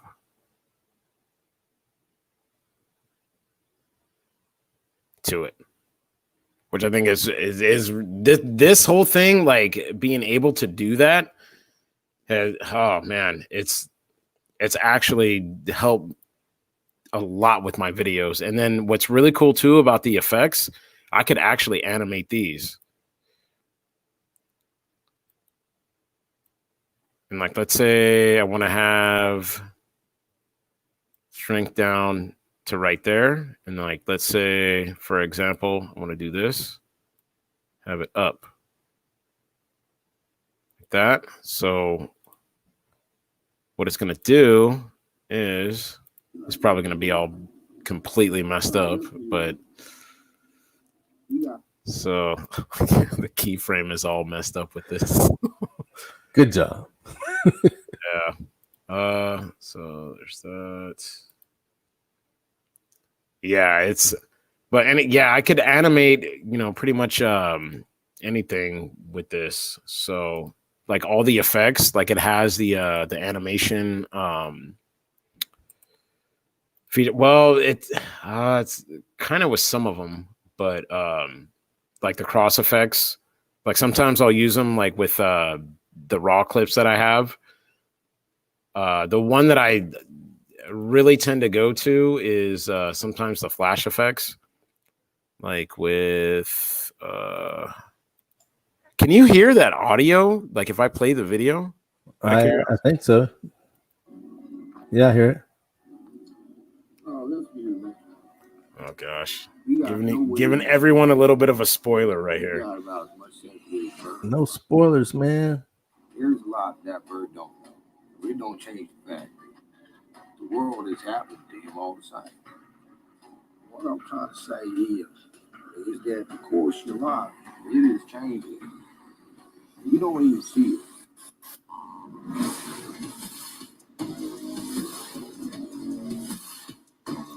Okay, that's all I'm gonna give you guys. All right. I can't believe I showed you guys that much. All right. Anyways, yeah, that's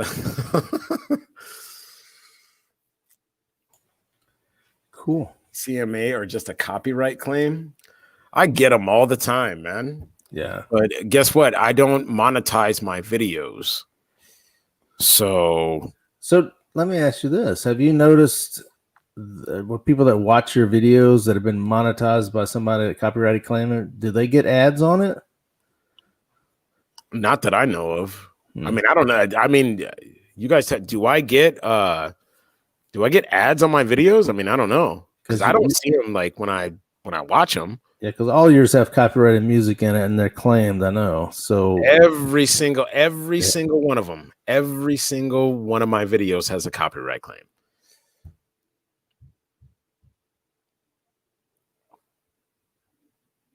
Yeah, I usually try to make sure I don't get one. I'll edit out. Usually mine's audio. Yeah, I've used some clips from movies and stuff, but I haven't gotten hit up on it. It's usually the short amount I use should be fair use. I've had to fight a few claims as fair use, and I've won them. But yeah, I don't monetize anyway. I don't care about that. I just don't want anybody putting ads on my videos. No, well, you know what's funny about the ads? They always put them right in like the most crucial parts of a video. Yep. I was like, okay, the good part's coming. I was like, oh, do you have hemorrhoids? We have the perfect drug for you. I was like, dude, are you serious? Like you're putting an ad in right here? Like, what are you? Yeah. Come on, man. Yeah, I know you can get claims on them. I haven't had any problem getting a strike. But like I say, I'll upload mine, and then right after you finish uploading to YouTube, and when it finishes processing, it'll tell you if the algorithm matched something and you got a claim. And it'll tell you the song and the time. And I just go in and then I mute that section and I put up my text saying, muted for copyright hassle or whatever. Because I just don't want to deal with it. No, I normally put that in my video description, the old school thing, like no copyright infringement intended. The music belongs to the owners. Yeah, that don't matter. Well, yeah. Well, no, because someone did ask me a while back about, would you ever upload a raw clip video? And honestly, my answer is no. It's just not. It's not in me to do. I just can't do it. I don't. I've tried like multiple times. Honestly, I've tried multiple times to do it, but I just can't. It's always the musical aspect that it's. I think it's because I have a musical background. I've always wanted to add just music into it to just. I love it, but I hate it at the same time, especially like if I'm editing something. And like, remember I told you that I've trashed like a bunch of like stuff that I've been working on, like especially with this video. It's like, oh no, I trashed the whole thing. I started over again. And you're like, what? You're like, dude, you had such a good. I was like, no, it wasn't good. Oh yeah. This says he uses Kevin MacLeod and Autonomous. How do you say that? Audio. Yeah, I've used Kevin MacLeod. I got a lot of his stuff that I've used, or I have it in my. I've captured the ones that I like, and I have it in a music folder for when I want to use some music. I don't do that much music stuff. Yeah. Like that. So I don't always have an opportunity, but even the last video I uploaded, I had music in it that was taken from the free YouTube stuff. Well, didn't you say it wasn't technically free? Like one of them that you used? Oh no, okay, that was I had some music that I got. Now you'll go free. You search for free music and you'll find stuff called royalty free music. Well, it's not free; it's royalty free. That means you pay for it, then you can use it as many times as you want without having to pay again. Right? Pay a royalty. Yeah. I had one of those. I thought it was free music. It was a royalty free one. It didn't match in the YouTube algorithm when I uploaded it, so I didn't find out. A couple of weeks later, I think, I got a manual claim on it from the owner of that music. And I was like, oh, shoot. If I'd have known, I would have used something else. And I actually redid that video with a different free music clip in there. But all I did was use the YouTube's there's a audio removal thing to remove the copyrighted song, and it did a great job. It took it out, but in the parts in the middle of that song where I was talking in the video, it left that in, and where I played a sound effect in the middle, it left it in because it didn't match the song. So that worked out. But yeah, I try to avoid it, but it's too hard. I mean, once you've uploaded it, you can't, and you got all these views, been there for 2 weeks. You don't want to take it down and re-upload it to take out some little crappy song. No, right. So yeah, right. All right. Well, we got about 2 minutes? Yeah, so I'm going to do a personal plug here. I just uploaded a video that some of you probably have seen about the dash camera stimulus. So I actually uploaded on my Rumble channel first because I'm trying to move over to Rumble as much as I can because YouTube just pisses me off all the time. But I am giving away a $50 gift card if you can answer how did I say this? It's a contest. It's in just free money. It's a contest to name the song and the artist of the intro songs for 64 of my videos. Yeah, I know it's a lot. Take a little time to go through it, but and I know you can cheat, so you don't have to actually know these songs by heart. But still, I think there's some gotchas in there that will keep anybody from just cheating their way all the way through. But it's up. The video's up. And somebody already disliked it, so I figured somebody out there doesn't like money, so I guess. Oh, man. But yeah, it's legit. It's a legit deal. I'm going to send out an e-gift card so you have the code, and you just plug it in. I mean, I was doing it for an Amazon card. I could actually do it, I think, for like a Walmart or a Target card instead if you wanted that. But I don't know. We'll see if anybody can win. I don't think anybody can do it, to be honest. I think there's 2 of them in there that nobody's going to get. But we'll see. There might be some very musically inclined people that know the songs.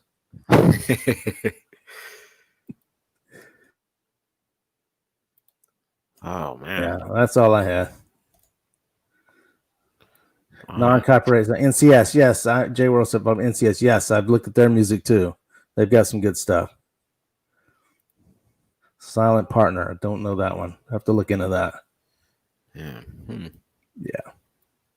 Yeah, All right. Napa said the record companies will monetize your video. Yeah, that's why I was wondering if you got ads on your video DCE when they claimed it.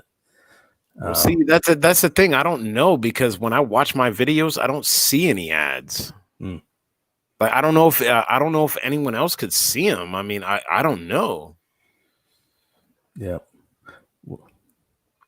Yeah, and the last thing YouTube did that they just said they were going to do is, even on channels that don't monetize, that are small, they're still going to run ads at the beginning and or end, and that you get no money for it and they get money. That was their last cash grab they were doing. I was like, oh, geez, I'm tired of this crap. You know? Oh yeah, the ads on YouTube are it's so bad. Like I'll be watching like let's say like Bar Rescue or something. I've been into that show, like just watching like little clips with John Taffer and like, you know, but it's like they always put them right into like the good parts of everything. And I'm like, dude, are you serious? Like why? Why do I need to learn about freaking, you know, someone freaking, you know, wanting to create their own protein drink? Or, you know, I was like, if people are into that, I was like, okay, I mean, that's cool, man. But you know, prescription drugs that name all these side effects, and it's like, oh, may cause nosebleed, you know, and drinking this and that, but you can hang out with people. It's like, dude, like what? Like, why are you putting in nausea, cramps, or death? Yeah, I'm like, oh my god, I'm like, you gotta be kidding me. But anyways, all right, we hit the marker. Yep.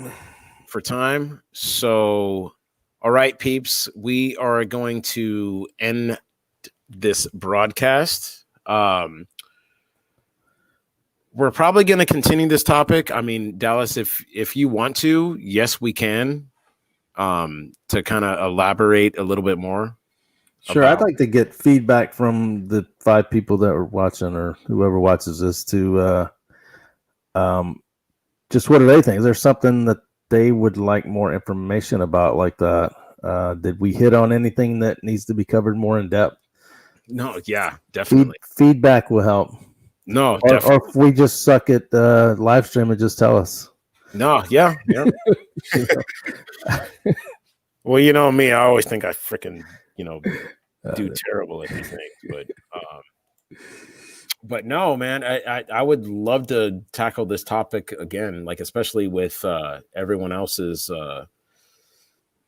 you know, like if they would give some feedback on, you know, what they would want to, you know, talk about more. And since we're on that subject too, Dallas, I want to say everybody that's in here, like you are more than welcome to want to be a part of a live stream.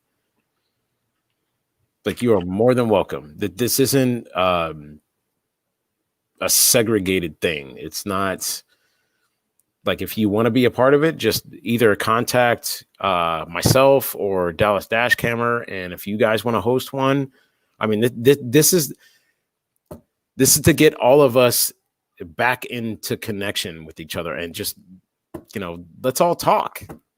Let's, you know, talk about, you know, video editing. Let's talk about, you know, anything, you know. And I guess, are we going to see about getting somebody else in on the stream or anything? What, right now? No, not right now. Oh, yeah, I was about to turn this thing off. I mean, in the future. I mean, yeah. If anyone, you know, is interested, like, just hit us up, man. Like, let us know. Let's get in here. Let's communicate. Let's talk to each other, you know?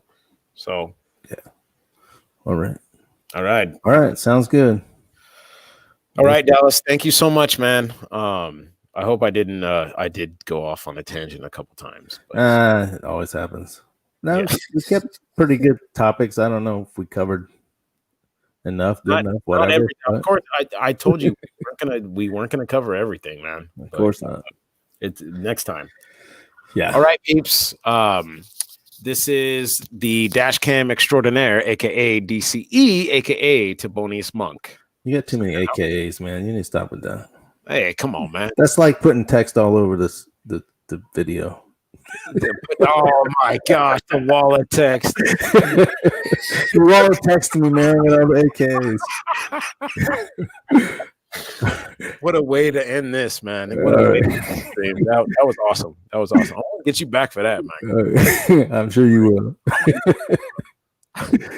All right, man. Well, you have a good evening or a good night. All right. You do the same, man. Thank you so much for being a part of this, man. And thanks to all our viewers out there. Thanks for the chat. Likewise. All right, peeps. Have a good night. Good night.